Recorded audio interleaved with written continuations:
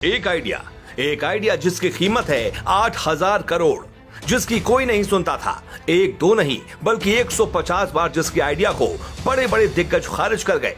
आज वो उन्हीं दिग्गजों को अपने इशारों पर नचाता है। बीसीसीआई भी मानती है उसका हुक्म। विराट कोहली से लेकर सचिन तेंदुलकर तक करते हैं उसका ऐड। आज करोड़ों में खेलता है, महंगे महंगे बंगले और महंगी कारों का काफिला है।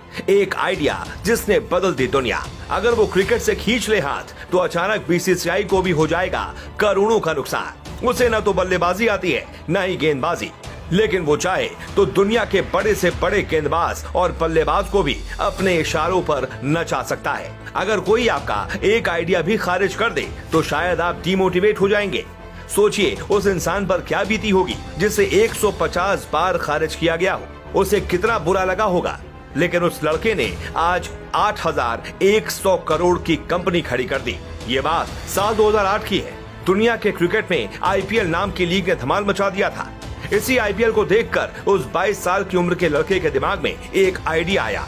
वो लड़का अपनी कंपनी में डिजाइन, टेक, प्रोडक्ट और मार्केटिंग का काम देख रहा था, लेकिन 22 साल के उस लड़के की आइडिया को पूरा करने में सबसे बड़ी रुकावट बन रहा था पैसा। कंपनी बनने के बाद शुरुआत में फंडिंग की काफी दिक्कत रही। साल 2012 के बाद कंपनी को फंड दिलाने के लिए 2 साल में करीब 150 वेंचर कैपिटलिस्ट से संपर्क किया गया, लेकिन किसी ने भी इस प्रोजेक्ट में पैसा लगाने के लिए हामी नहीं भरी।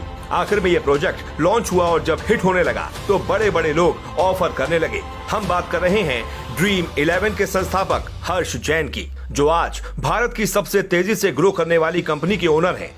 मुंबई में जन्मे हर्ष ने लंदन से हाई स्कूल की पढ़ाई खत्म करने के बाद पेंसिल्वेनिया यूनिवर्सिटी से इलेक्ट्रिकल इंजीनियरिंग की डिग्री हासिल की थी। इसके बाद कोलंबिया यूनिवर्सिटी से एमबीए किया।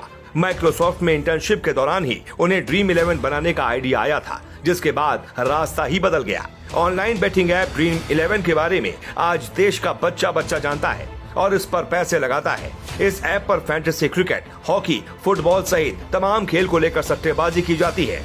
लेकिन आज इस सफलता के मुकाम पर बैठी ये कंपनी कभी पाई पाई को मोहताज थी और इसे बनाने वाले हर्ष और भावित सेठ के आइडिया को कभी कोई भाव तक नहीं मिला था।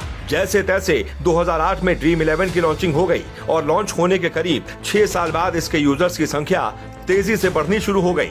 साल 2014 में इस प्लेटफॉर्म पर यूजर्स की संख्या 10 लाख पहुंच गई तो 2018 आते आते 4.5 करोड़ यूजर बन गए। इस बीच आईपीएल और 2011 में हुए क्रिकेट वर्ल्ड कप से इसकी लोकप्रियता का ग्राफ बढ़ता चला गया।